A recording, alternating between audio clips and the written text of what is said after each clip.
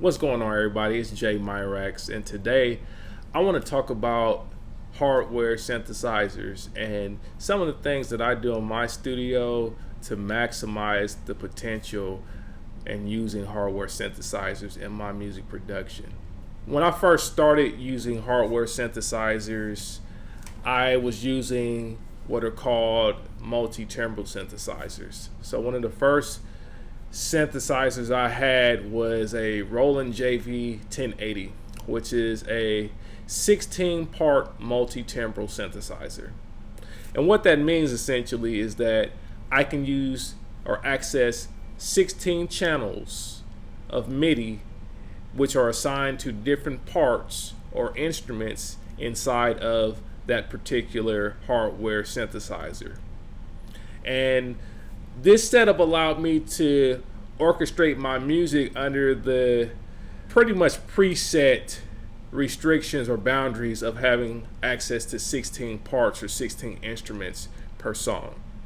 So 16 parts, if you consider a typical song, is plenty to write and do a composition in terms of beat production and all that. I think that 16 parts really at the end of the day was enough for me to get most ideas out, unless I had a much more complex arrangement that I was trying to do. So with a multi-timbral synthesizer, the biggest limitation is going to be polyphony.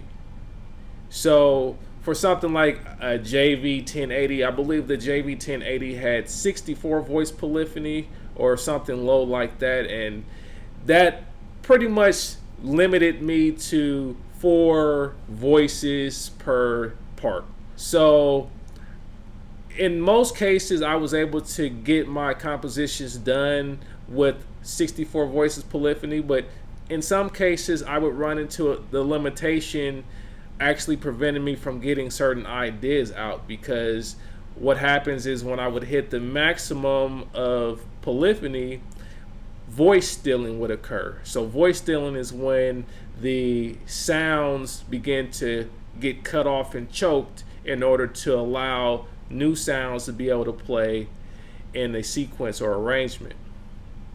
So with a hardware synthesizer, you're always going to run into one of two of those particular limitations, if not both of those limitations. When I was first working with hardware synthesizers, I was using MIDI. It's one of the main things that creates this issue of limitation, because in the case where I'm using, say, just audio to capture my ideas, then something like polyphony can be worked around because I'm only using one part, or I'm only recording one part at a time if I'm using audio, or if I'm using some other techniques such as sampling, then I may be able to access a lot more sounds. So that's really what I want to talk about today, is sampling and how sampling can allow you to maximize the potential for a hardware synthesizer in your studio workflow. I find that a sampler is the perfect companion for a hardware synthesizer because it allows you to get around a lot of the limitations such as polyphony as well as timbrality. In my studio, I've owned several mono synthesizers as well as polyphonic synthesizers. And when I have synthesizers, especially analog synthesizers, there's always a case that I have multiple sounds that I like in those synthesizers.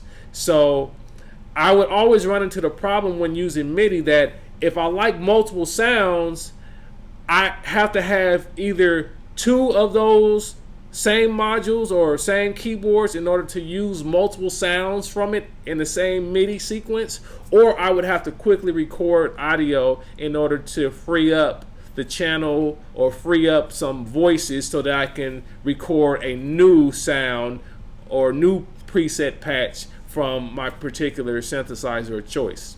Now, because I'm using a sampler that supports key mapping and multi-sampling, it allows me to get a lot more out of my synthesizers. So now, instead of being limited to being able to use one instance or one sound at a time, the sampler is pretty much, if you think about it, a sampler is pretty much a way of mimicking or duplicating sounds that occur in the real world in a way that gives you a lot more flexibility and a lot more control. So a sampler is a playback system that allows you to play back audio from different sources. And a lot of times you see people sampling, you'll see them sampling, say, like an audio recording such as a record or some song or maybe a soundtrack or something like that.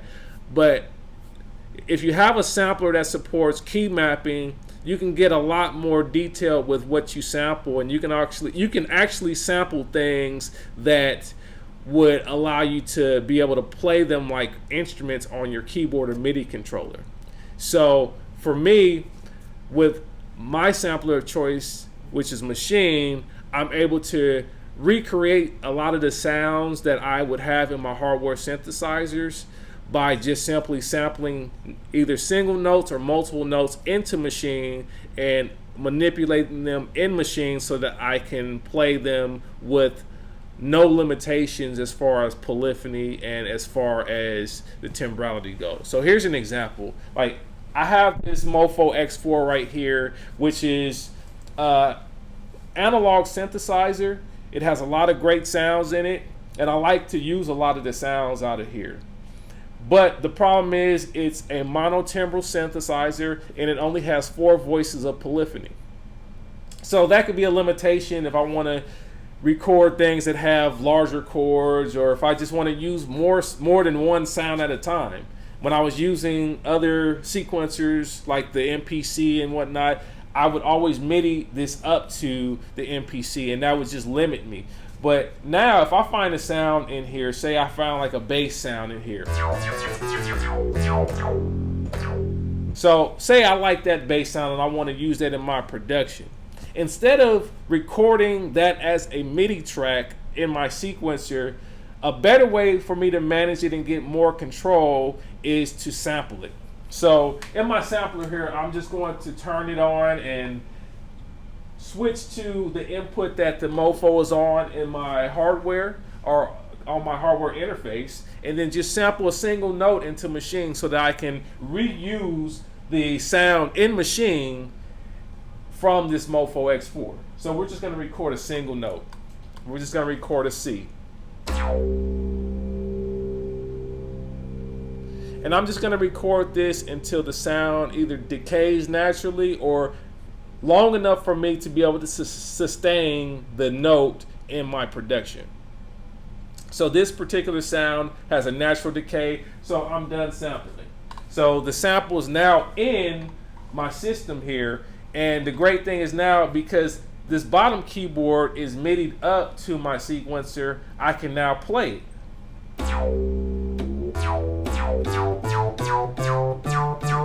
So you may be hearing it's doing some things already because my sampler is set up so that it can play in a monophonic way with glide or portamento already applied to it. I can change the playback behavior of the sample sound in my sampler to match the play style that I want to use. So if I want to change the glide, I can turn the glide down. So now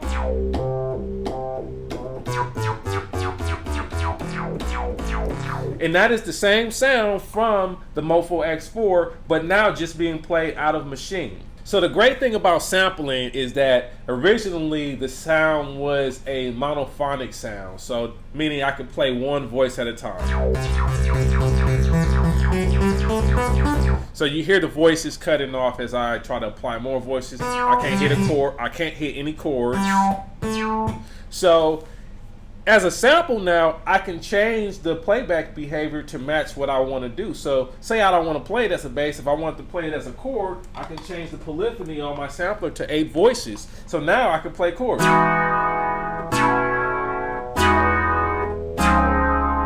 So now I have more flexibility in how I can use it.